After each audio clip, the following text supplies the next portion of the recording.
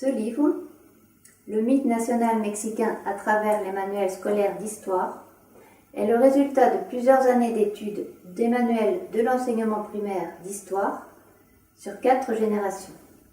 Il faut savoir que depuis 1959, le gouvernement mexicain contrôle l'élaboration des manuels scolaires à toutes les étapes et les distribue gratuitement à tous les élèves du pays. L'étude de ces manuels nous permet de comprendre quel type de discours les dirigeants veulent transmettre aux citoyens mexicains et comment, au fil des années, ce discours a pu évoluer en fonction du contexte politique, économique et social. Le livre est découpé en 4 parties qui correspondent aux 4 générations de manuels qui ont été édités depuis 1959 jusqu'à aujourd'hui. Dans les années 1960, les manuels sont intitulés Historia y Civismo. Ils regroupent l'enseignement de l'histoire et de l'éducation civique. La première illustration que l'on trouve dans le manuel est celle-ci. Donc on voit 2 enfants modèles qui sont en train de cheminer à travers leur pays, chacun un livre sous le bras.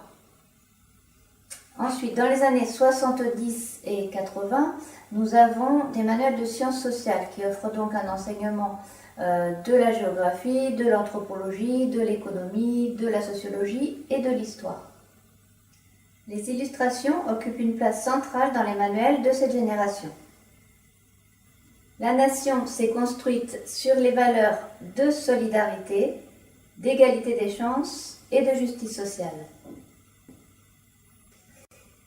Dans le manuel Ciencias Sociales de 4e année, la figure de Benito Juárez, le président zapotèque qui a gouverné de 1858 à 1872, symbolise ces valeurs.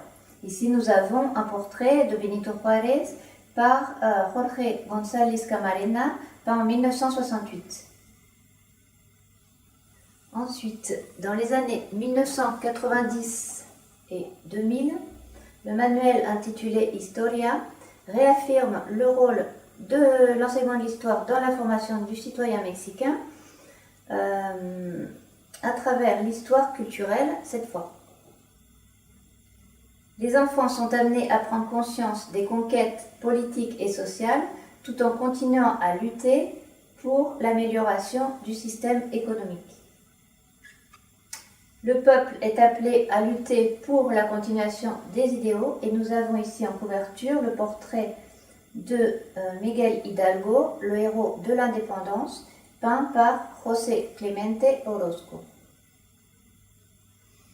Dans tous ces manuels, la Révolution est présentée comme un tournant qui a permis de mettre en place la Constitution de 1917 et tous les droits qui y sont définis. Par contre, dans les manuels actuels, le tournant semble être les années 1970 qui, suite aux événements de 1968, ont vu le pays évoluer vers davantage de démocratie. Et alors que jusqu'ici, les héros étaient donc Miguel Hidalgo, le héros de l'indépendance, Benito Juárez, le défenseur de la République mexicaine, et Francisco I. Madero, l'instigateur de la Révolution et le père de la démocratie, aujourd'hui, dans le manuel de 2014, nous avons en pleine page un portrait du dictateur Porfirio Díaz, qui a gouverné le pays pendant 34 ans et qui a été renversé à la Révolution à cause des inégalités sociales criantes. Ici, il est valorisé pour avoir favorisé le développement économique du pays. Cette nouvelle génération de manuels est caractérisée par une approche utilitaire de l'histoire, s'inscrivant dans la société de la connaissance. Mais notons que ces manuels ont été élaborés avant l'élection de Donald Trump aux États-Unis, qui a évidemment changé beaucoup de choses, notamment pour le Mexique, et avant les élections de cette année, en 2018, qui ont vu l'arrivée au pouvoir de la gauche.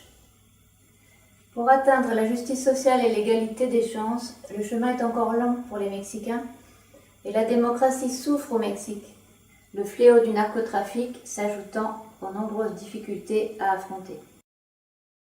Alors, je suis sûre que comme moi, vous êtes très attachés au manuel scolaire Ils nous racontent une belle histoire et ils peuvent être très inspirants dans la défense de certaines valeurs.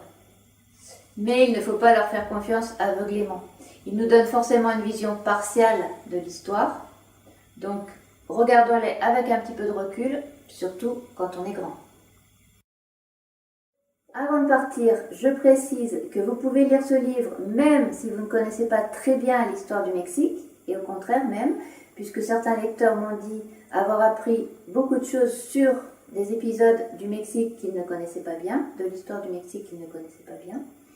Donc, je vous invite à lire ce livre, je vous rappelle le titre, Le mythe national mexicain à travers les manuels scolaires d'histoire, qui est paru dans la collection Manuels scolaires et société chez l'Harmattan en septembre 2018.